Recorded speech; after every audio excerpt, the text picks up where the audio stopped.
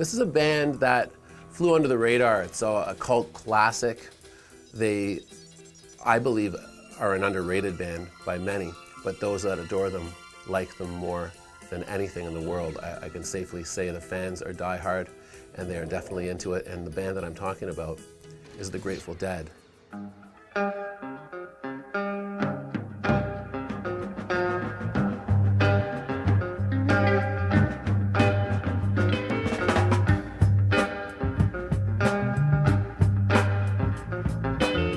Listen to music, it comes in, right? But when you listen to Dead music, it comes out.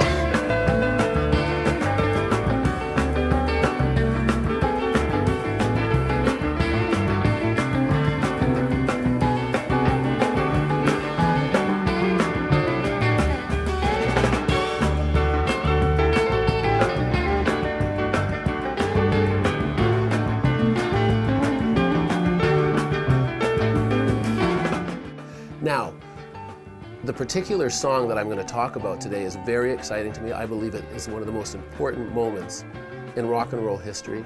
I believe it's one of the most important live moments of all time in music. And the moment I'm talking about is China Cat Sunflower medley into I Know You Rider.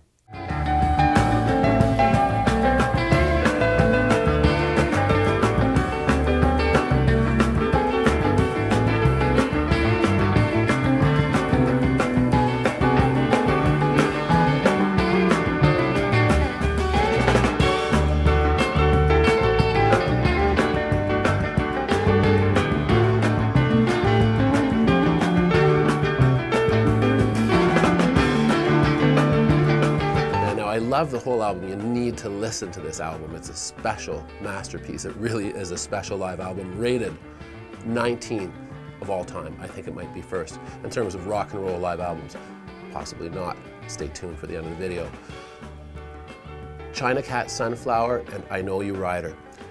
That was an ultimate combo. That was a medley that the Dead were famous for, and it was a beautiful jam. They'd start with their psychedelic counterpoint, China Cat Sunflower, which is just a work of art, melody against melody against melody against melody. It was just a melodic feast.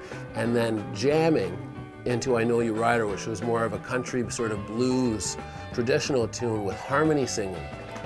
It's really a peculiar and special experience to listen to this recording, and really you need to listen to it several times to really get it, because there's a lot going on, but it's clear as day. It is clear as day. The recording is crystal clear.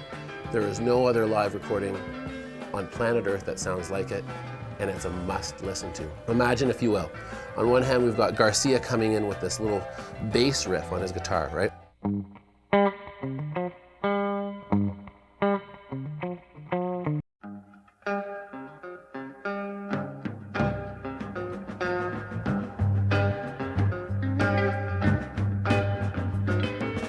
Now, this very syncopated, groovy riff, he sings over this riff. It's delightful. Crazy cat peeking through a lace, bandana like a one-eyed Cheshire like a diamond-eyed Jack. So we got that bass line going.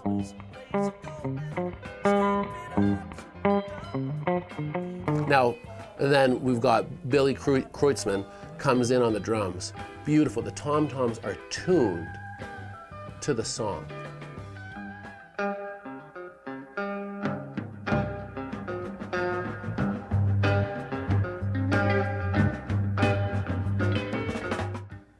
I mean, what on earth is going on? They tuned the tom-toms to the song. The drums come in, they're gorgeous. It's a marching sort of pattern and it's groovy.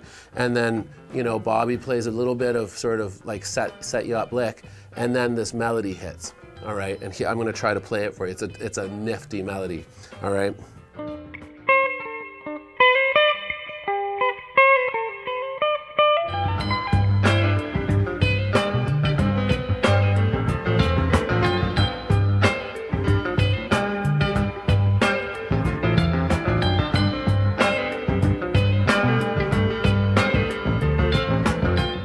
All right, and that is grooving against.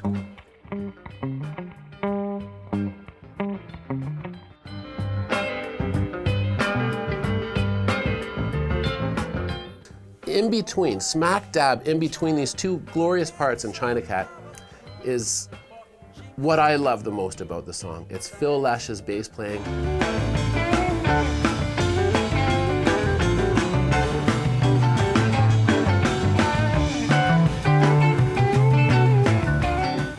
I've never loved any tone more on bass than Phil.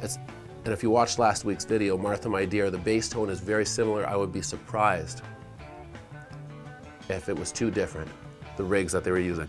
So Phil is improvising bass melodies throughout the entire song. There's improvisations, it's magical. And then when Jerry is finished singing and it heads into a guitar part, he takes over the lead.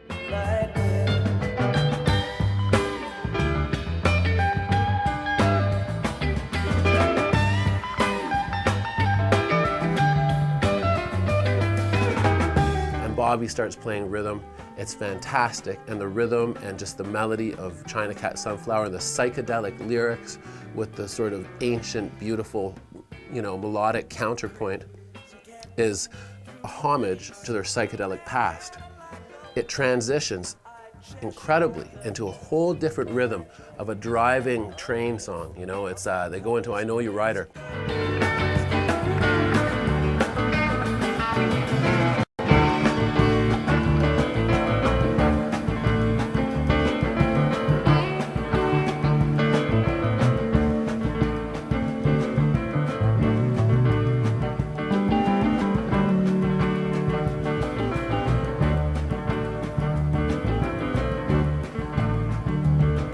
I know you right, gonna miss me when I'm gone. Jerry said he doesn't remember where he heard it. Well, it's an old folk song. I mean, it used to be like a standby, really, in the coffee houses and stuff like that. Really, I always liked the song, so I just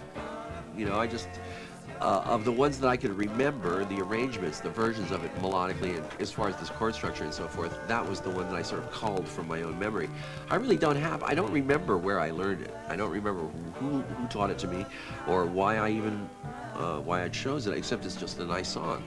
And I thought it would be ideal to do with an electric band. It's so special.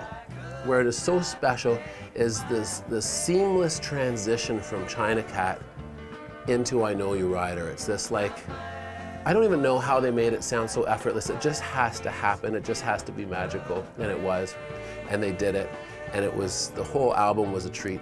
And for the life of me, I couldn't understand how they achieved it. In my research for this video, I discovered something horrifying. They went into the studio after the tour, and they re-recorded the vocals. They overdubbed the vocals in the studio. Is that genius? Or is that deceitful? Do you disregard the album?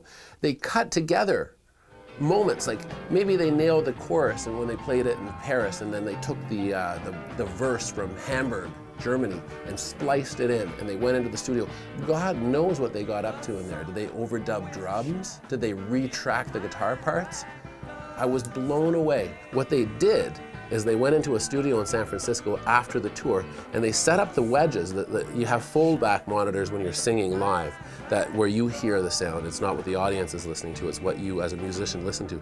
So they mathematically set the fold-back monitors to be exactly the way they would have been when they played live. They set up the mics in the same way, and they played the songs, they played the bed tracks that they had recorded live without the vocals in the room, and they sang live to their live show, and they recorded the vocals that way. So it sounded incredible. It sounds as though they were the perfect live band. What they really wanted to do is they wanted to sail in uncharted territory in live music. They wanted to go where no band had gone before. They wanted to create a live experience that united the fans with the band in a way that it had never been done before. They wanted the fans to be band members. In a sense, they respected their fans in a special way, and they were very, very good at playing live. A bit of a studio trick, a bit of trickery, a bit of smoke and mirrors. They weren't purists, apparently, but they were in it for the music. I believe that they created something totally unique in this, and maybe the most unique part of all is the mastery and the beauty of melody melding with all of the interplay of the grand piano of Keith Godshall. There was only one drummer on this tour. It was Mickey Hart had left the band.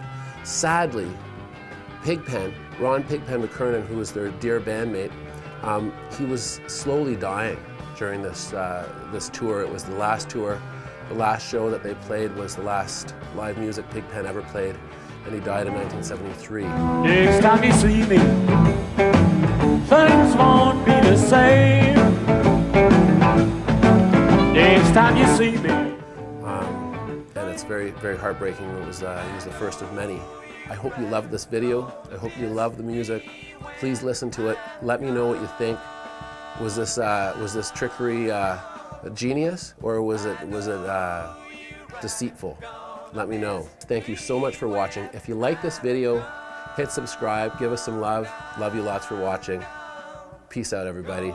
Stay cool.